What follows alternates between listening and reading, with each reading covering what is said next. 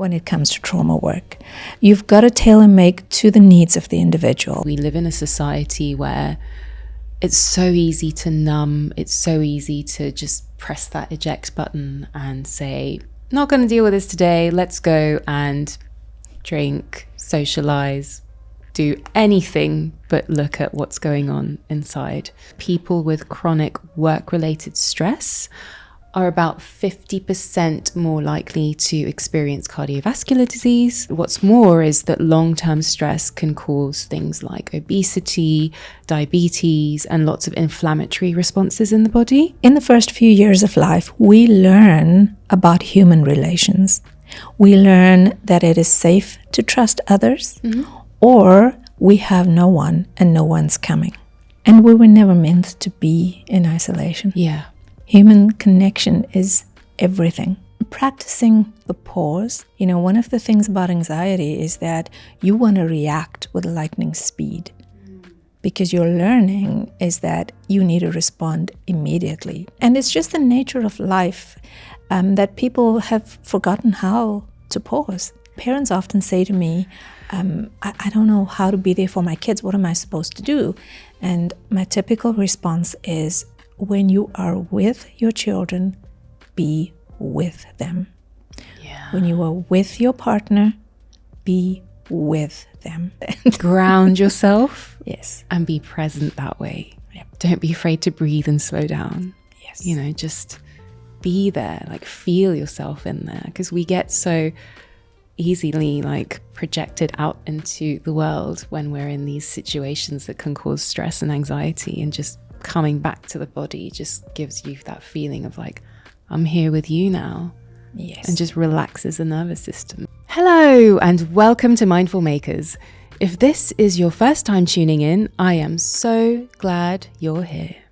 This show is where we explore the transformative power of conscious creation across wellness, creativity, and business. Through inspiring conversations with global changemakers and tools to deepen self-awareness, each episode is designed to spark curiosity and empower meaningful change in your life and beyond. I'm Sahar, your host for the show, and I'm an experiential brand specialist that is super passionate about helping people tell their stories in ways that truly connect. You can learn more about my work at sorsha.com. In today's episode, I'm thrilled to welcome Dr. Geraldine Naidoo, a trailblazer in stress and anxiety management with over 21 years of clinical experience. Dr. Naidoo is renowned for her integrative approach, combining psychology, somatic therapies, and mind-body practices to help individuals overcome anxiety, manage stress, avoid burnout, and enhance the quality of their relationships. She's certified in trauma therapy under Dr. Bessel who some of you will know as the author of the book The Body Keeps the Score, so she brings deep expertise to her work. She's particularly passionate about supporting women through the often overlooked challenges of perimenopause and menopause, creating space for healing and empowerment during this transformative life stage. And I can already feel that this conversation is going to be incredibly serving and useful on tips to how to navigate stress and anxiety in our own worlds, which, let's be honest, I think we could all use. Dr. Geraldine, welcome to the show. It's so nice to have you on here and part of the Mindful Makers community. I'm so excited. It's really exciting to be here. Thank you for inviting me, Sahar. Yeah, I think we've had so many chats outside the room, the podcast room, and I just felt every time that we spoke that everyone needed to hear what you had to say, because there's just so much richness and insight. So let's see if we can squeeze it into today's show. We shall certainly try. Thank you. So to set a little bit of context around your sort of background and what brought you to a space where you were really interested in anxiety and stress management and looking at things through the lens of natural medicine and trauma healing, how did you land there? And what was the way that you decided to pursue that as a career? It's certainly inspired by my own life experience. Growing up, I think my first name should have been anxiety, because I just suffered such extreme anxiety. I was always this anxious kid, holding my breath, holding my body so tight. It was awful. But it actually culminated over a period of 9 months as an adult, where I started off with spinal surgery, and then I had shoulder surgery, and then I was diagnosed with 3 autoimmune conditions, and I had an H. pylori infection, and then just, the cherry on the cake was my ADHD diagnosis. And it really felt like I had reached the end of the line, feeling like I was at the bottom of the pit, really looking for solutions, for things that worked, and discovering the impact, the profound impact of trauma work was a real game changer for me. It sounds like your body was showing you that this is what true rock bottom is, as life kind of piled all of these things on, and that catalytic moment came from listening to your body. Absolutely. My body was saying, I cannot do this any longer. We tend to ignore parts of ourselves and hope that we'll be okay, but the body does remind us. Yeah, we can definitely get into that. It's so intriguing, because I was always curious to know, were you already studying medicine at the time that this happened, or were you on a completely different life path prior to that? Like, were you interested in the medical field before that? No, I had been practicing alternate medicine, studying kinesiology and several other alternate practices, and they really are amazing. But for me, when I discovered the absolute incredible power of quantum medicine principles, it was a total game changer. And that's what inspired me to further my studies, because I'm always curious, right? I always want to know more, and I want to know what's behind the thing that works. You can blame it on my ADHD brain, but it works for me. Well, it certainly served you a great purpose. For sure, for sure. So for those who are new to the concept, how would you personally define trauma and how it can, I guess, manifest in the mind and body, particularly, drawing from your own experience? Because I know that a lot of people will probably confuse maybe trauma with a bad memory that hasn't necessarily had a traumatic effect on the body, but has caused them maybe anxiety and stress. And I feel like it's important for us to maybe differentiate between the three together. Yes. So, trauma is obviously a really big word, and it's not possible to cover it in one conversation. But just for people to know what I'm talking about, when I talk about traumatic experiences, it is any experience that is too much, that is too overwhelming for a person to process or to make sense of it in that moment. Right. So it's too much too soon, or it is too little, or it is something that you need that's just not there. So it's quite a complicated definition, but anything that overwhelms the ability to digest life, to digest the experience, we consider to be a traumatic experience. The way your system, for example, like completely shuts down, or you go into like freeze mode, I'm guessing? Yes, there's many different, So one of the things is when you're overwhelmed, the typical response, as human beings, the first response is to run away from something, to avoid it. That's obviously the flight response. If we cannot run away from something that feels threatening, we will choose to stay and try and fight. So that's the fight response. And then, of course, if it becomes too much and we cannot run away, and we certainly cannot fight this thing that we're facing, the easiest way to deal with it is to dissociate. Shut down. Totally shut down. And this is what we call the freeze response. And then, of course, there is another response where, if there is, say, a person that you're dealing with that is very overwhelming and overpowering, you can use what they call the fawn response, where you kind of give in to them. Okay. As a means of survival. That's the appeasing side of us. Yes, giving in and just, in order to survive, you just do what you've been told and asked to do.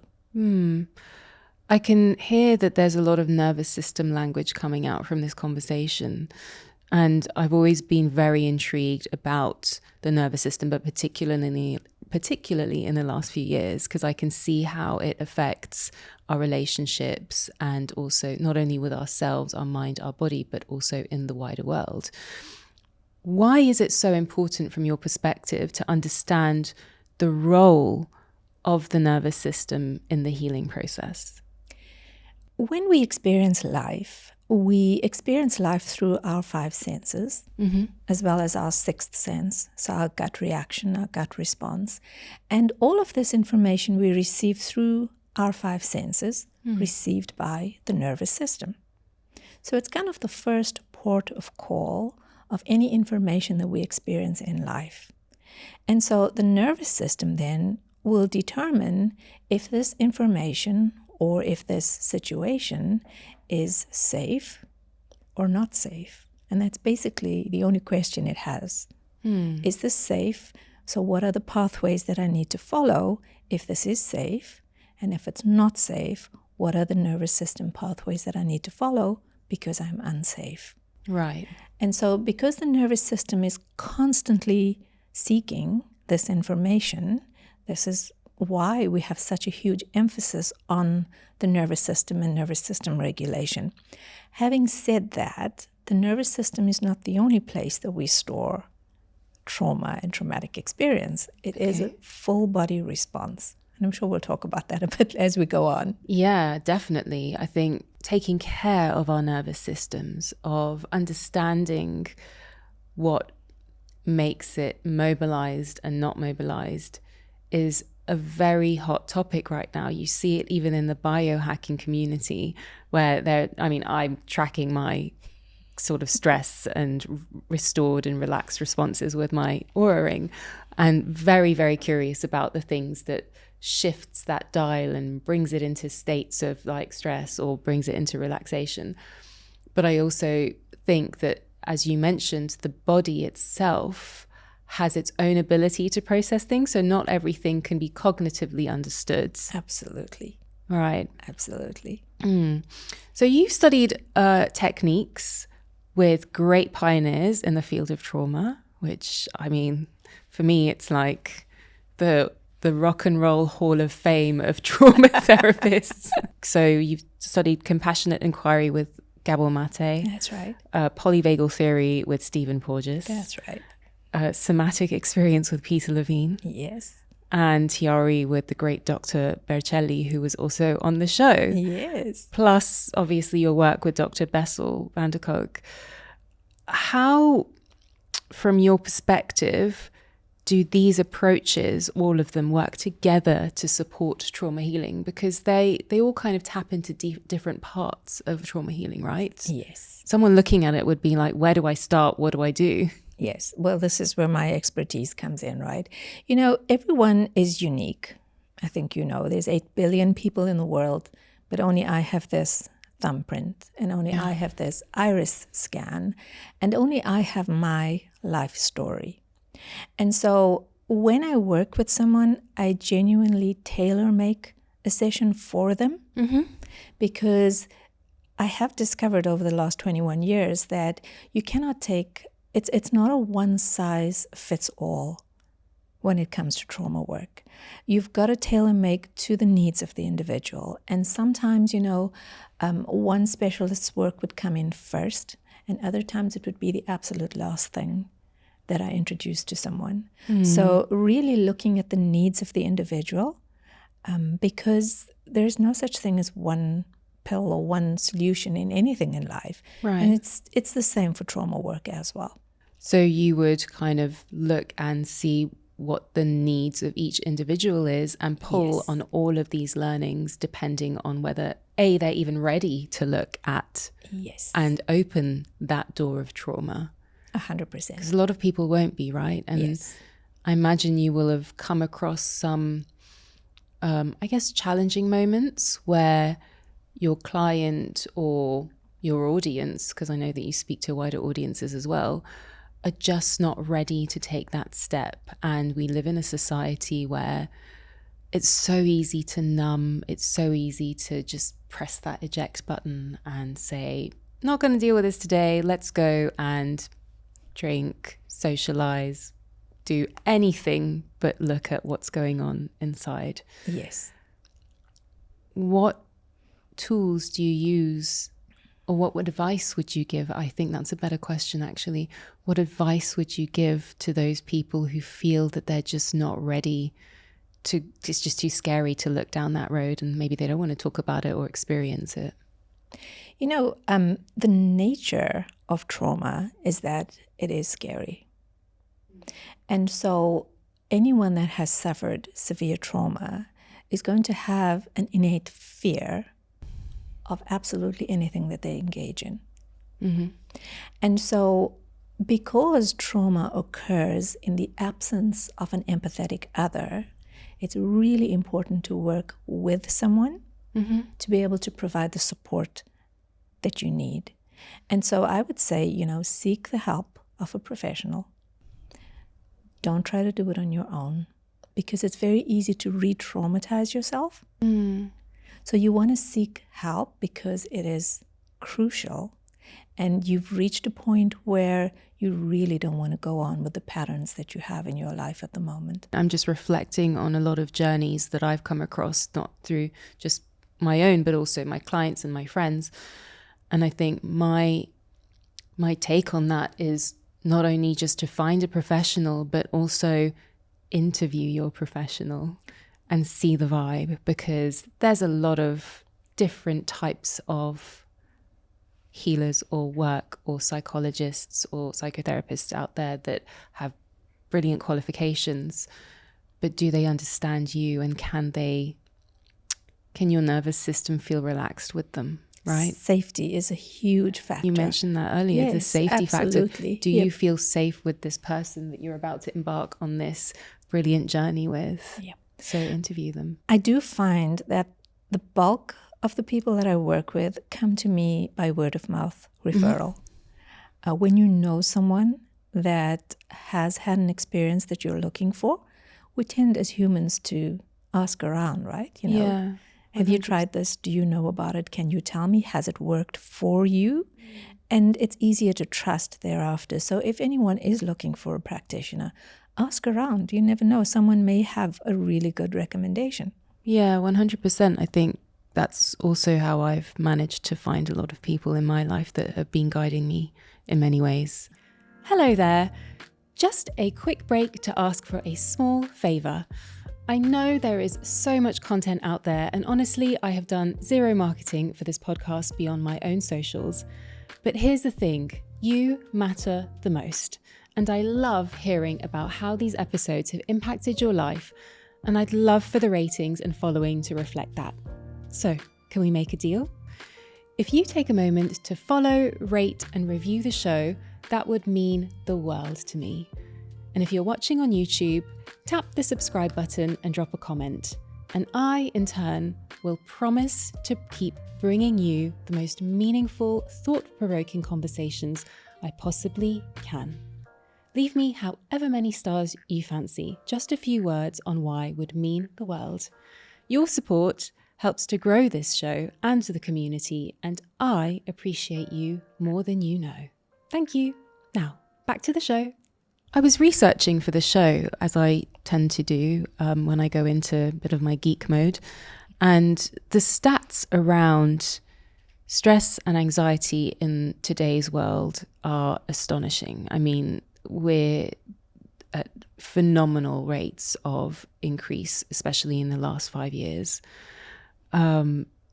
And there was a stat that I came across that said people with chronic work-related stress are about 50% more likely to experience cardiovascular disease. But what's more is that long-term stress can cause things like obesity, diabetes, and lots of inflammatory responses in the body. Yes. So I know that that's the physical manifestation, one of many that can happen. But we've touched on relationships in the past, which I'm very keen to explore. From your experience, I know you've worked with a lot of C-suite executives and high performing individuals that are not only in the corporate world but running their own businesses. How can unresolved trauma and anxiety manifest in relationships, not just intimate ones, but colleagues, friends, and our wider community? That's a big question. So let's try to answer it. I think we'd have to go back to what our early childhood programming is all about. What was our conditioning? What did we learn in the first few years of our lives about human relationships? And when we understand the impact, the first time I was in a class to learn about childhood attachment, I thought, what a waste of my time. I want to work with grown-ups. I don't want to work with, and it turns out that it is everything. Right. In the first few years of life, we learn about human relations. We learn that it is safe to trust others, or we have no one and no one's coming. Right. And this is not just, Gabor always talks about how babies are born with two primary needs, the need for attachment and the need for authenticity. And when we look at this need for attachment, if it is not met, for whatever reason, this is not, we don't judge parents because every parent's doing their best. But when you are unable to meet the needs of a baby, that baby learns to disconnect as a means of survival. And it's not just disconnecting from its immediate need, it's basically a disconnect from life itself. And so over time, when we learn to behave in a certain way, these become habits, and habits become personality. Right. And so here we are looking at grown-ups. Well, why do you have this kind of personality? Where did you learn it? It comes from somewhere. Yeah. And so a lot of my work involves looking at the conditioning of the young child and what that child believed to be true, and that truth that has been held throughout a lifetime that is now causing conflict for the grown up. What I'm hearing is that when it comes to relationships in the workplace, essentially, it really is all about our internal dictionary of what it means to hold safety in relationships and not.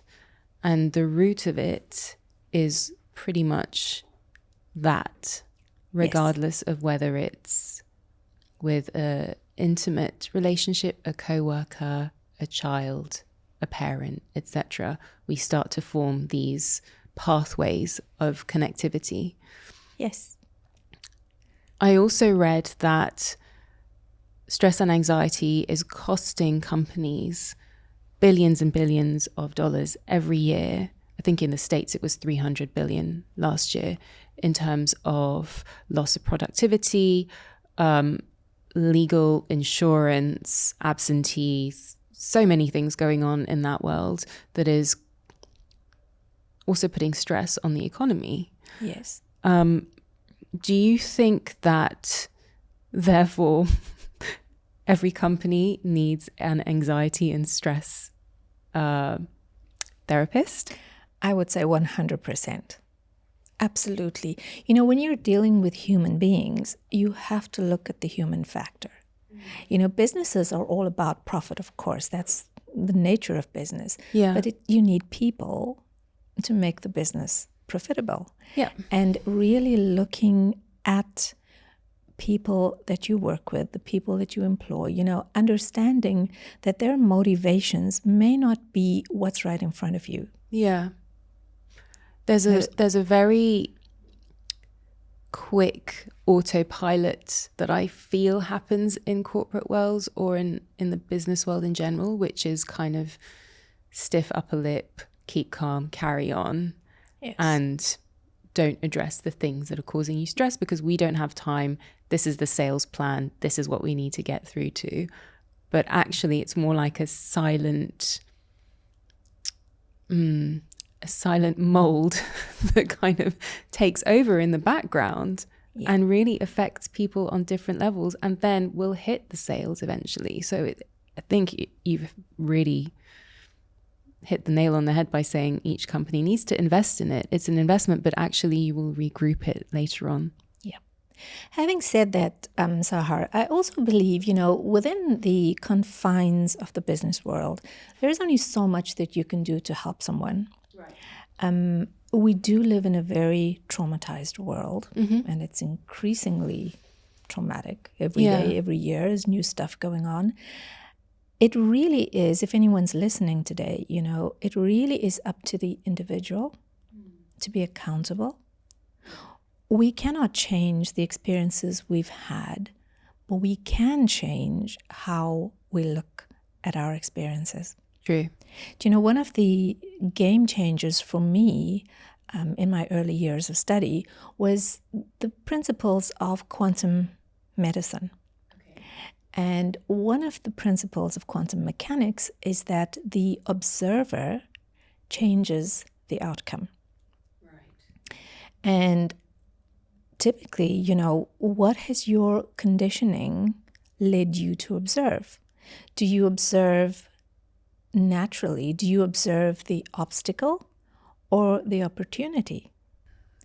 Do you observe the symptom or the capacity for healing? And understanding that, just by observing the capacity to heal, you can actually ignite the healing and the wellness just by merely observing. And this kind of ties into, we've all heard about the placebo effect, right? You take an inert pill and you're told it's going to fix you. Yeah. And it does. And so when we look at just how we observe our own experiences of life and our conditioning towards life's experiences, it's a total game changer. One of the other things about quantum medicine principles is that for any outcome, there's an unlimited number of possibilities that exist. And it's very possible that those that suffer traumatic effects are still stuck on the impact that was immediate in the moment of trauma. Mm-hmm. And when I work with people, everyone says to me, how do you work with trauma and you're still so happy? It's because when I work with someone, someone comes in to consult, and within an hour, they're looking at life completely differently. Even if it's just one small aspect that we get to change, that there's a new possibility here, and people are ready to grab that. Yeah, and there's a scientific reason for that, because that would be, from my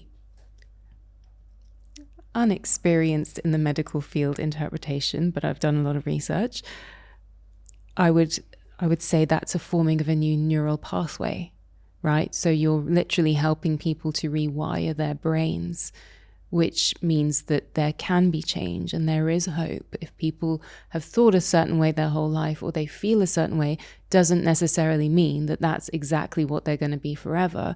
You can physically, on a deep level, change the way your brain is wired through doing the work. 100%. Typically people tend to think that, this is all just emotional stuff. Yeah. You need to get a grip. It's just, pull yourself together. Pick yourself up, pull yourself together. If it were that easy, there would be no traumatized people in the world. But when we understand, babies are born with less than 30% of an adult's brain capacity. Mm-hmm. And their brains grow and develop relative to their environment. So that is, their primary caregivers are part of the environment, as well as the home, the safety again, the cultural environment, all of these things. It causes the brain then to be wired for best survival under those circumstances. And it is absolutely critical to understand that any kind of stress, anxiety, trauma, overwhelm is typically based on these programs that have been written into the child in the first few years. And it's unpacking all of that actually helps. Gently. Absolutely. You don't want to re-traumatize someone that you're working with, and that's where, skill matters. Would you be able to expand a little bit more on the fact that trauma and anxiety can also influence perimenopause and menopause? Because that's a topic that I feel is not spoken about a lot. There isn't a lot of awareness about it. And it seems to be this common sentiment that it is just a process that someone goes through in life. There are tools to help you navigate it. But I'm very curious on the why before. Why do some people experience severity? Why do others kind of cruise through it? What's that all about? I don't think I've told you this before, but my PhD was actually on the impacts of my work as a stress and anxiety specialist on menopause and perimenopause. Oh, interesting. God, we need another podcast episode. We do. And, it blew my mind. Now, I know that what I do is super effective. And I've always known that the work that I do is sustainable, which is so important to me. You don't want to work with someone and they go away and they come back a few years later and they're totally back to square one. It's important that whatever we do is sustainable. Right. I discovered, for my PhD, I got a bunch of women together with the absolute worst perimenopause and menopause symptoms. And I asked them to sign a contract with me that they would stick around for 10 months because I had no idea. It's the first time I was measuring change. I had no idea how long it would take. And so because all of these women had such awful, severe symptoms, they were all very happy to say, yes, even if it takes 10 months, we're happy to go ahead and try whatever you're doing. Well, it turns out that after 8 to 10 weeks, 95% of them said to me, I don't need to come back to see you. Like, what are we going to do for the rest of the time? Because I don't have the symptoms that I used to have. What was the catalyst of change? It was managing stress. Typically people tend to look at life as it's busy, it's hectic for everyone. Typically people would say, well, I'll manage my stress. It's just something. Maybe I'll do a breath work. Maybe I'll attend a yoga class. Maybe this. Maybe I'll walk on the beach once a month. When you manage your stress on a daily basis, it is an absolute game changer. And recognizing how many of these women, menopause is very disruptive, make no error. Your hormones go for a toss, basically. Everything is turned upside down. But if you have worked on yourself and managed your trauma throughout your life, it's not too much of a transition. And the reason I chose that topic for my research study was I was at a yoga class. And the woman next to me, when your yoga is done, it's the best time. It's just relax. It's those few minutes. It's just perfect, right? Yeah. And the woman next to me started to breathe really heavily. And I turned to her and said, are you okay? And she was hot and sweaty and her face was red. And she said, it's just this dreaded hot flushes of menopause. You can't avoid it. And the woman next to her said, oh, I never experienced a single symptom. And the one next to her said, I agree, I never had anything. And they both actually giggled. I was mortified. This poor woman next to me she had the worst experience. And so, I was curious to see why is it that some people have terrible, terrible responses and others just seem to sail by. Yeah. And what I did discover was that, when you manage your stress and when you manage your anxiety and this life change occurs, yes, it can be challenging, it can be really difficult, but when you manage your stress, it is a huge contributing factor to feeling good, to feeling well. Yeah. I mean, never mind all the hormone discussion. We know stress produces a massive amount of cortisol. Yeah. And you already have disrupted hormones. Now, cortisol just joining the party throws a woman completely off balance. And, talking about trauma and its impacts, when we understand that early childhood can lead us to be overthinkers, people pleasers, all of these personality traits that we really hate, that we wish we could change, recognizing that it comes from childhood is really a game changer. A lot of people experience trauma in later years, and that happens too. So you have to consider all of these factors, which is why I come back to the fact that it has to be a tailor-made solution for you. Yeah. Like in your lifetime, what has been your learning? Which brings me to the question, is it possible to ever be truly free of trauma? Or is it just about constant, ongoing work? You know, when it comes to the concept of trauma, yes, it is absolutely possible to work with a professional and to get results that you need. When it comes to wellness and expanding the way we think, that is a lifetime job. Yeah, because we're always going to have stress. Yes. Things will cause us to be anxious. And expanding our awareness is what life is all about. But trauma work itself does not have to be a 15-year project. Yeah, I love that. Yeah. I really love that. And I think it gives people hope to know this as well. Yeah. That I'm now not stuck in this forever. I'm here to find new meaning or to make new meaning of my experiences. And this is very possible. My favorite saying that I sort of tell myself whenever something feels a bit sticky is, this too shall pass. It shall Nothing is indeed. ever permanent. Yes. Do you know a big piece of that, Sahar, is that we tend in our modern world to live life in isolation.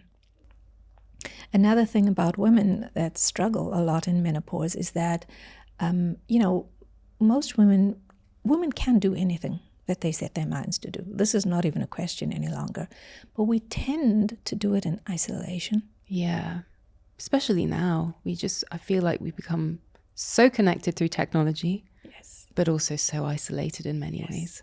And we were never meant to be in isolation. Yeah. Human connection is everything. 100%. Yeah. I'm curious. I know that we've got a bit more time left. So before we kind of wrap up, I wanted to know about your own metaphorical toolbox. So you work in this field, but when life poses you with new challenges or things that make you feel a little bit unsettled or anxious, what are your practices on a daily basis to navigate the highs, lows, and flows of your life? That's a big question because I've learned quite a bit, Imagine. from my own experiences as well as from working with people, and you see what works and what doesn't. For me, practicing the pause, one of the things about anxiety is that you want to react with lightning speed because your learning is that you need to respond immediately. Yeah. And so practicing the pause is a game changer. I'm smiling to those looking, that are watching on camera, because what Dr. G just said, I felt like guilty as charged. We're have to act immediately. Let's do this now. Yes. Everything needs to be done yesterday, Yeah. And it's just the nature of life that people have forgotten how to pause. Yeah. And learning to just slow down a little bit. Not necessarily stop. No one's asking anyone to stop. Yeah. But slow down a little bit and reassess. And you will find, we talked about possibilities. You will find that when you pause, you are able to see more than one possibility. Yeah. So your tool number one is pause. Absolutely. Number two would definitely be practicing presence. I love that we're here talking to each other, fully present. Yeah, 100%. And I think that's what I've enjoyed about our conversations in the past as well. Yeah. But we're present. We know how to be right there in the moment when we are together. Yeah. This is an incredible gift in life, but it takes nurturing 100%. and practice. Yeah. And, parents often say to me, I don't know how to be there for my kids. What am I supposed to do? And my typical response is, when you are with your children, be with them. Yeah. When you are with your partner, be with them. Not on your mobile, not planning tomorrow's whatever, or even this evening's whatever. Just being absolutely present is a total game changer. Yeah. Great. I love those two tools. Thank you for sharing. You're I think welcome. they're very easy to implement once you've done a Yes. little bit more work. I think being present is something I used to find quite challenging. But I was at a talk last night, and my friend who was on the panel discussion said to me before, like, any quick tips of how I can sort of show up as my best self when I'm on this panel? And I said to him, number one, feel your butt on the seat and your feet on the ground. 100%. Ground yourself. Yes. And be present that way. Yep. Because I couldn't do like a full course on presence. I just said, that's a quick tip.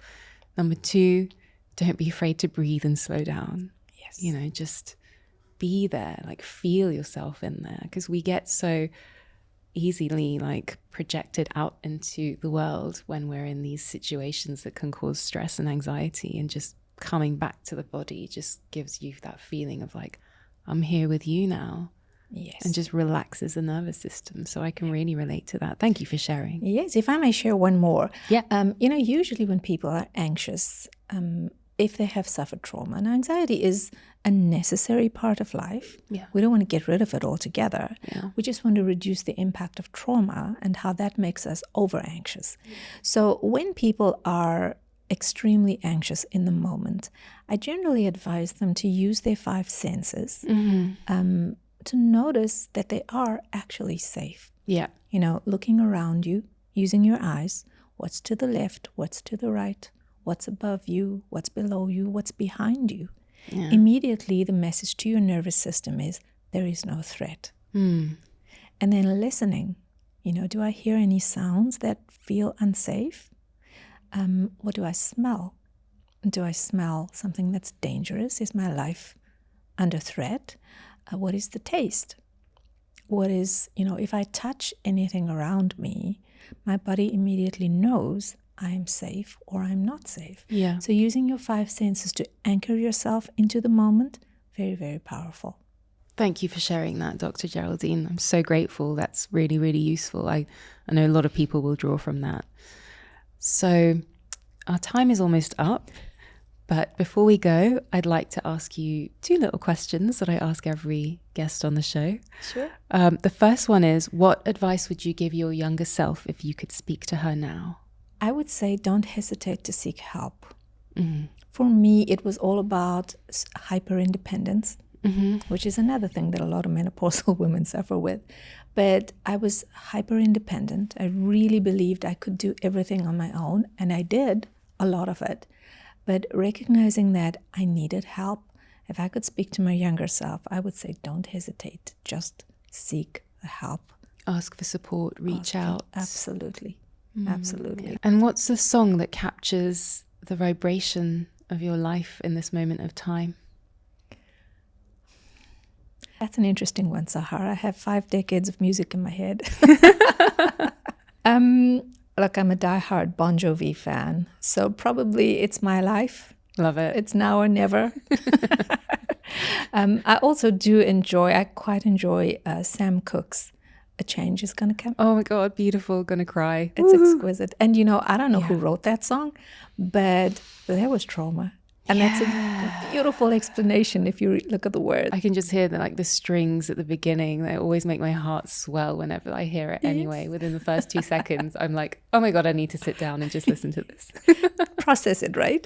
Yeah, it's just beautiful. It's such a journey. It is. And Great choices. A change is definitely going to come, to those that are listening that have anxiety and stress and trauma. Be sure that there is help. And a change is definitely going to come if you seek it. Oh my God, I love that. Thank you. Thank you for sharing. For people who are looking to reach out to you, how else can they reach you? What's your website? Is there social media or LinkedIn? What's the best way to reach you if they want to? Yes, so if you search my name, Dr. Geraldine Naidoo, that's Naidoo. My website is drgeraldine.com. Social media is Dr._Geraldine Naidoo. That's IG, and then on LinkedIn, Geraldine Naidoo. Yeah. Okay, great. Yes. I'll be sure to put those in the show notes as well. Thank you. Oh, what a pleasure having you on the show today. Thanks for coming on. It's been great. Thank you, Sahar. That's it for today's show. I hope that the conversation with Dr. G has given you insights into the profound connection between our minds and bodies, and some useful pathways to help navigating healing and resilience. Before we go, I'd like to share a quote that feels particularly fitting for today's discussion. It's from the psychologist and trauma specialist, Dr. Peter Levine. And he says, "Trauma is a fact of life. It does not, however, have to be a life sentence."